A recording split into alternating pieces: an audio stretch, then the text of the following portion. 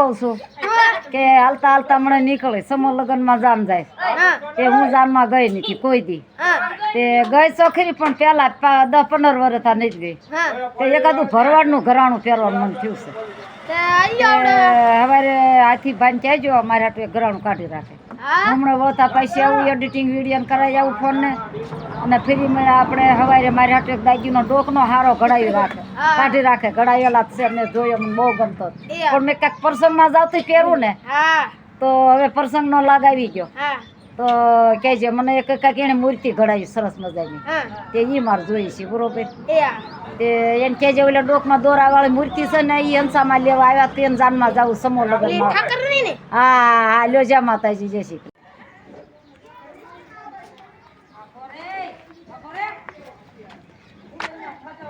ટાઢા પાણી માટલું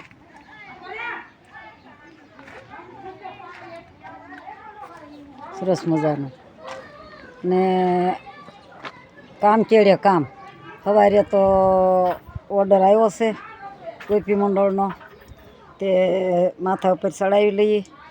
અને 2 કલાક ટાઈમ ભરી આવી બદલીમાં અહીંયા સમૂહ લગ્ન છે તો ગોપી મંડળ જવાના હું પણ જવાની છું તો રસોડું કરી લઉં સવારમાં વહેલું અને પછી હું સમૂહ લગ્નમાં જવાની છું તો સમૂહ લગ્નમાં હું જવાની છું તમે પણ આવજો યુટ્યુબ ચેનલવાળા જય માતાજી જય શ્રી કૃષ્ણ. તમે નીણપુળા ખાઈને આવીને પડ્યા રહેજો તમારે 2 જણાને ખાવાનું કામ કરવાનું સવારમાં વહેલું નાખી દઈશ બરોબર વહેલું નાખી દો એટલે ખાધ્યા કરજો અને અમે ગામતરા મંડળી કરવા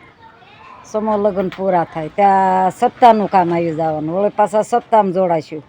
ઘડીક નિશાળે ને ઘડીક સપ્તાહમાં સમૂહ લગ્નમાં વાહ મારા ભગવાન વાહ ભાઈ વાહ શું જિંદગી આપી છે ભગવાનને મોજ માણવાની વાહ પ્રભુ આપણે કાંઈ પાડવાનું નથી હા મારી લે એમ કોઈ મૂકવું હોય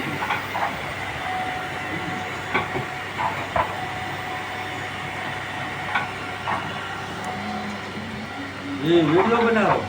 હું કહેતી હતી ને કે હું મારા બાપાને ઘરે કાલે જવાની આજ મારા બાપાને ઘરે આ મારા બાપાને હમસો તો કોરોનામાં બચારા વયા ગયા ત્યાં જગ્યા ખાલી થઈ તે આ છોકરા કે માં ઘંટિયું મુકાઈ દો માં ગામડે રહેશે અને શહેરની હવા ફાળતી નથી અને જૂની રૂઢીના માણસો તે બચારાને નાની વણઝારીમાં બહુ રહી શકે નહીં માળીના દીકરા 4 છે લાઠી રહેશે બિચારા હેરા ફેરા ખાધ્યા કરે કે હવે બા હાલો પણ આ દીકરા જેવા અહીંયા દીકરા બીજા ગોઠવાઈ ગયા છે માં હવે શેના જાય તે મને એમ થયું કે હાલ વિડીયો કરું અને બ્લોગ બનાવી લઉં તો એક બ્લોગ બનાવ્યો એટલે જય માતાજી જય શ્રી કૃષ્ણ ફ્રી મળે આપણે જામબાઈ દેવડી બીજા વિડીયામાં લ્યો આ ગુંદો કરતા હતા લ્યો નાની કુંડળ ગયા હતા તો અત્યારે મેં પાછા આવી ગયા છીએ અને એક પ્રસંગ કંઈક સાંભળ્યો મંદિરે કે ત્યાં એક પાય હાટું દાદાનું કાંક માથું ઉતરી ગયું તો એને 400 વર્ષ થયા તો અત્યારે જાનબાઈમાં પ્રગટ થયા છે